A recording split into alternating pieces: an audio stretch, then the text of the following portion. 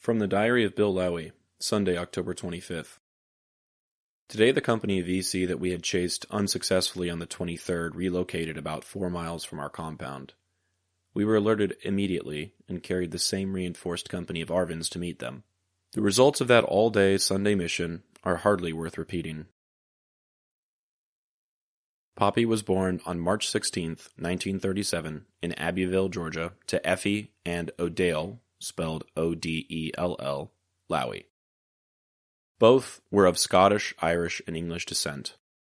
He was the eldest of 7 children, Laverne, James, John, Pat, Brenda, and Pauline. His middle name, Pryor, P-R-Y-O-R, was a tribute to the doctor who delivered him, although when his Social Security card was found a few years ago, it was spelled Pryor, P-R-I-O-R. His early years were spent moving across the South with his family as his parents chased work, eventually settling in Sanford, Florida, where his father worked at Herlong's Dairy. Bill attended Seminole High School, the same high school I attended, but his time there was short. At just 16 years old, he dropped out to help his parents support his siblings, working at a local gas station for a man named Buddy Lake. When he turned 18, inspired by his uncle Jesse, a World War II veteran, he joined the military. At first, he wasn't certain what he wanted to do, so he completed his basic training for the Army at Fort Benning, ending up in New Jersey soon after he graduated boot camp. In 1956, the Hungarian Revolution erupted as a nationwide revolt against Soviet-imposed policies and control.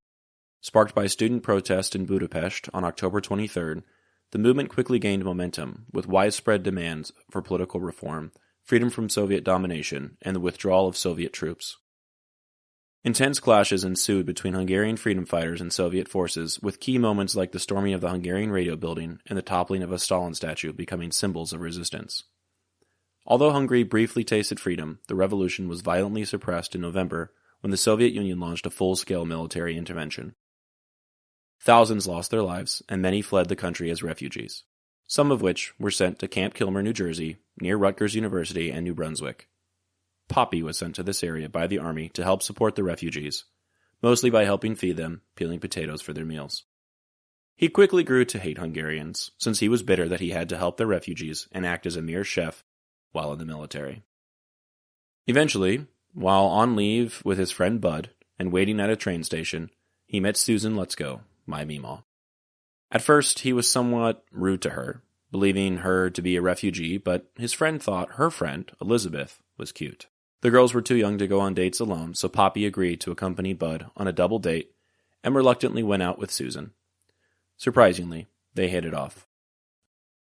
Meemaw and Popi dated briefly and got married when she was 16 and Popi was 19. After the wedding, they moved to Fort Bragg, North Carolina, where Popi trained to be a paratrooper. Not long after, he became a sergeant and ultimately a drill instructor. Their first son, William John Lowie, was born on May 2, 1958, in Fort Riley, Kansas.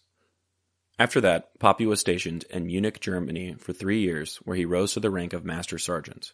He even participated in war games and, in one memorable instance, captured Elvis Presley during a 1960 exercise. After his time in Germany, Popi was stationed at Fort Ord, California, with the 11th Brigade before briefly getting out of the Army, but ultimately joining up again. That was when he went to Fort Rucker, Alabama for helicopter training, earning the rank of Warrant Officer 1. Their second son was born on February 16, 1962, in Somerville, New Jersey, while Meemaw was staying with her sister, Min, during a transition between assignments. Their third son arrived on October 12, 1963, at Fort Benning, while Popi was in the middle of a training exercise.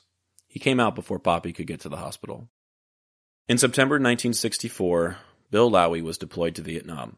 He arranged for Susan and the boys to move to Conway, Florida, where they lived near his parents while he served overseas. After returning from Vietnam, Popi was expected to train new pilots while his brother served. When his brother got back, he was going to be sent back over. This caused him to leave the military because he didn't want to get deployed again, and he was uncomfortable with the idea of sending young pilots to war without adequate experience, since he felt like he was rushing them through training.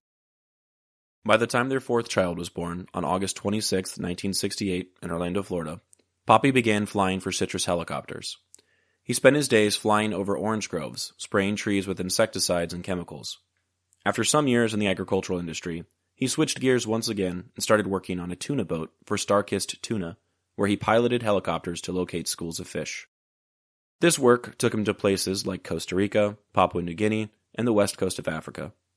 His time on the boats lasted for about 5 or 6 years, though a close call where he almost crashed his helicopter into the ocean ultimately made him decide it was time to come home for good.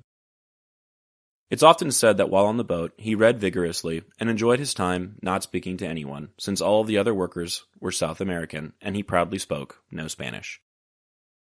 There's even a notorious instance, often referenced by my family, where he got arrested by the government of Papua New Guinea in a dispute over international boundaries for fishing. He was detained and said he felt hopeless when his judge had a bone pierced through his nose. He also had to get his appendix removed once in West Africa and recalled having no sedative or anesthesia, and the doctor had to shoo chickens out of the operating room while he got emergency surgery. Following the tuna boat, Popi struggled with alcoholism, while working odd jobs at toll booths and convenience stores. Meemaw worked at places like Past Performance and Pet Palace, which were odd specialty stores in Orlando. At one point, she even owned a tanning salon. They lived in various locations, including a house off Orange Blossom Trail that most of us fondly remember, and a duplex near SeaWorld. In the final chapter of their lives, they moved to McRae, Georgia, when Popi's health began to fail due to COPD. He passed away in September of 2012 after a long struggle with his health, and though he had spent his final years in Georgia, he had always hated moving away from the hustle and bustle of Florida. He had to be in touch with the world, as he would say. Popi's life was filled with adventure, service, and love for his family. It wasn't until his first son was born that he started sending his paychecks in the army to Meemaw instead of his own mom to help take care of his siblings. He was a man of many hobbies, which included building model ships, solving crossword puzzles, and watching Univision shows just for the beautiful women. He loved Bing Crosby, Dean Martin, and Celine Dion, and every Christmas, the only gift he wanted was an ornament from Things Remembered, knowing the proceeds would go to the Make-A-Wish Foundation. Though he didn't speak much, I always enjoyed being around him. He had funny little quirks like most grandfathers do. I saw him at what might have been his best, at least the best he could have been after he sobered up. I'm thankful I got that. The photo I chose for today depicts Popi looking at the camera, likely standing in the U.S.-held airfield in Vinh Long. He was 27 in this photograph. I'm 27 today. He's got a lot more wrinkles. Maybe it's the cigarettes. Maybe it's the long life he's already lived. Who knows?